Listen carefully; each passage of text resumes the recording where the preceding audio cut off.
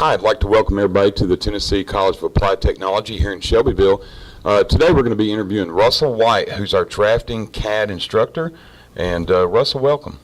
Thanks, Steve. It's good to be here. Okay, can you tell us just a little bit about your program? Yes, the drafting program is 16 months in length.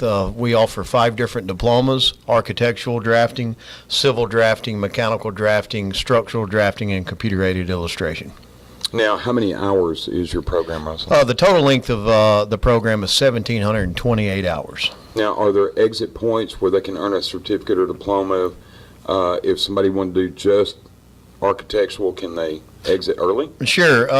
We've actually got more exit points than what I really advertise, but after the second trimester, a student can earn the detailed drafter certificate, and at that point, the student has enough competency to be able to get a job and continue on somewhere else. Right. Now, it's my understanding that you guys have got software such as AutoCAD, 3DES, correct? 3ds Max Design. 3ds Max Design, Yeah. okay.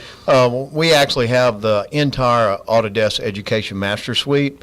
It's approximately about 17 programs, totaling about $150,000 worth of software that the students can learn in diversity in what they do. Right, and they go through a series of modules and skills where they actually are given projects by you during this period of time. That's correct. The first couple of trimesters, the objectives are fairly simple, going by the standard fundamentals in drafting and the standards according to what the industry has out there.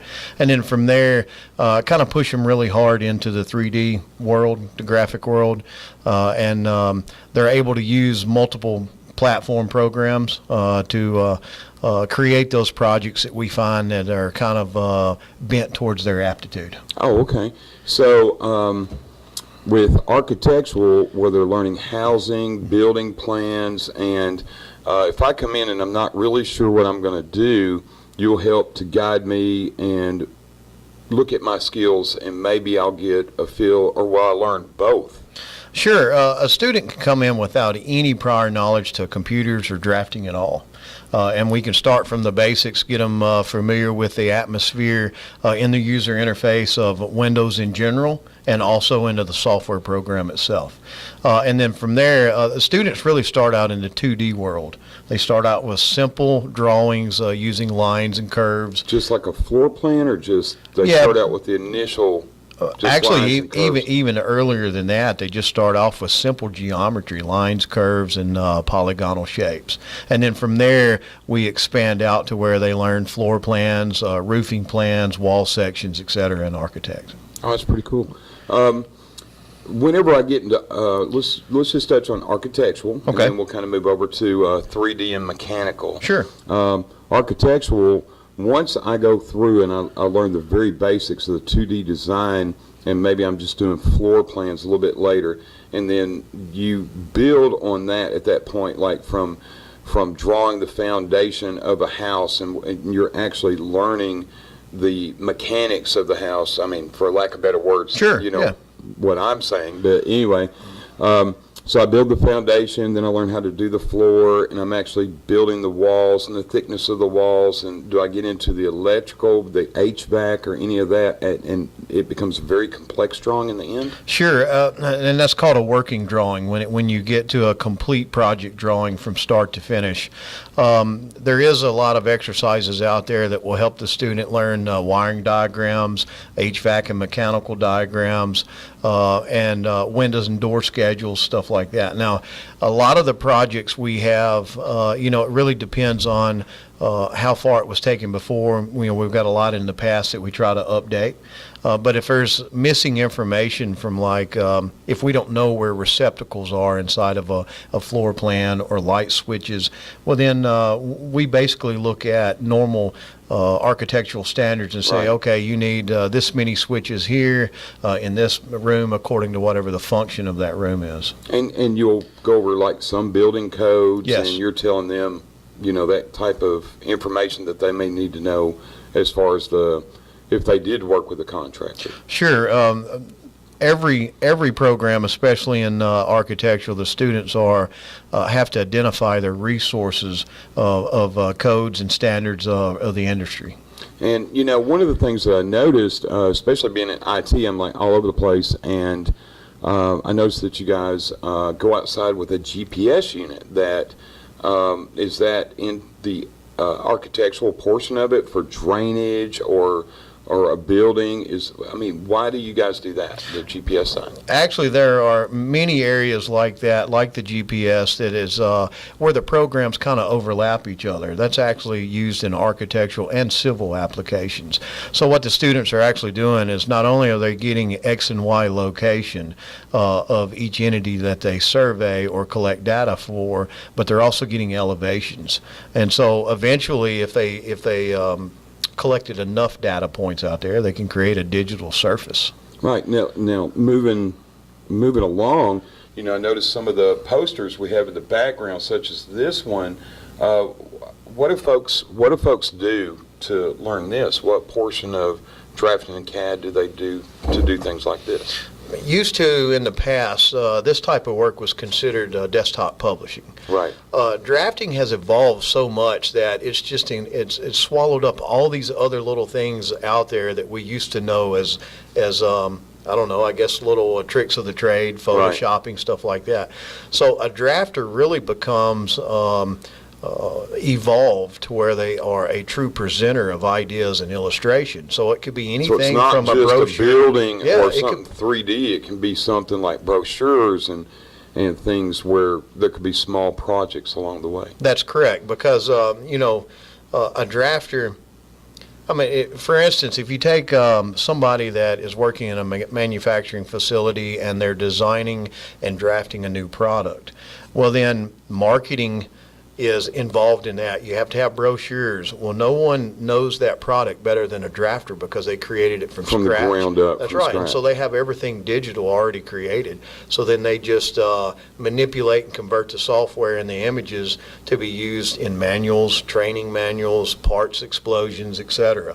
So it could be used for. And when you're saying parts explosion, that's the 3D view of what you would see if something was put together and then you just brought it apart so that you could see how it's all going to fit together. Right, just like at Christmas time when you're building all the parts for your kids the night before Christmas. Right. Well, then you've got this manual with this huge illustration of how it's all put together. Well, somewhere down there, a drafter put all that together. Right, so that when they they made the instructions, the draftsman or that drafter has to be able to put it in that so people have the instructions on how to do it. That's correct. And of course that becomes very, very complex, and we can move over to the 3D side where you guys, and I'm going to say this wrong again, 3DS, okay. When you guys use 3DS and some of the other software, like you said, there's a ton of software that you learn, that I've watched these guys build something that's what would probably be considered as something very simplex, like a gear or cog, and then the next thing you do is they're rotating it, and then I watch you say, okay, we're going to put a keyhole in this, and then we're going to draw a shaft, and the next time I walk by their computer, they've got 4 or 5 gears and a shaft, and I can actually see them move it and turn it, and part of that now is once you get some things like that, you can render them. Is that correct? That's correct. Some of the software we have can produce cinematic quality type of simulation or animation, very, very similar to what you see in some of these movies and in commercials. Right. And so it's not really drafting like we know it, putting dimensions and lines and schematics on a piece of paper. It's a true 3D virtual reality, and so from that aspect, it gives the student the sense of what is actually happening in this system, whether it be a machine or an entire plant or a site development or a large skyscraper, as far as that goes. Right.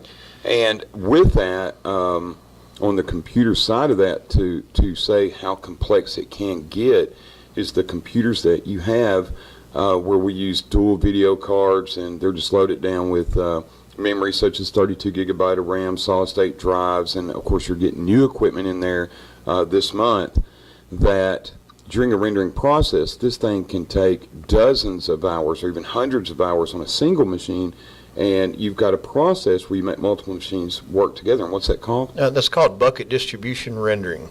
And so what it basically is you take one computer and it becomes the master or the controlling computer, and you're able to hook 4 other computers to it as slaves or satellites, as they're called. So it allows them to cluster and work together. That's right, and the master computer will actually utilize the processing power of the other 4 computers, and they all work together in unison. Across the network. Mm-hmm. Right. Our website is www.tcatshelbyville.edu, and if you go to programs, you can see the drafting program, and you've got 1 certificate and 4 diplomas they can earn. Now, can they earn all of those during that process, like we said earlier? No, it's 1 diploma for the 16 months. Now, if they decide to come back for a second diploma, it would take 2 more additional trimesters on top of that to earn each diploma past that point. Okay. And for the folks that are out there, if you have any questions, you can go to our website at www.tcatshelbyville.edu, or you can contact Ron Boyd or Kim Reed at 931-685-5013, and they can talk to you about financial aid or the program. And you allow folks to come into your program and visit and see some of the things you've got back there. Is that right? Sure. Any prospective student that's interested in drafting can come, and at any time, as long as we're in session of school, just drop on by. I'll give you a tour. I'll show you what the current students are working on. We'll talk about the equipment and show you the equipment. Hopefully some of it is running, like the 3D printer and some other things. And you've got a ton of things back there that you guys have done, projects with this 3D printer you have. Sure. And we're looking at down the road getting a better 3D printer and some more equipment's in there, but the equipment we have in there is fantastic, especially for the area and the service area that we service. That's correct. But and if folks do stop by, you can see these students who are in there, and a lot of them are at different levels, and of course you've got a lot of demos and examples they can see. That's right. And the job outlook for Draftsman? It's actually growing. When we had a downturn in the economy, 2007, 2008, it really affected drafting. But those companies that have managed to survive, now they're starting to grow. And other companies are opening up. And so actually we have a pretty good outlook on future job growth. And with the diverse set of skills, it makes that's right. They can get you're more marketable as a student. That's correct. And currently we're holding about an 87% placement for those graduates coming out and looking for work. Fantastic. Well, Russ, I want to thank you for stopping by. And like I said, if anybody has any questions, they can stop by and see you, or you can contact Ron Boyd or Kim Reed. That's right. Thanks, Steve. No problem. All right.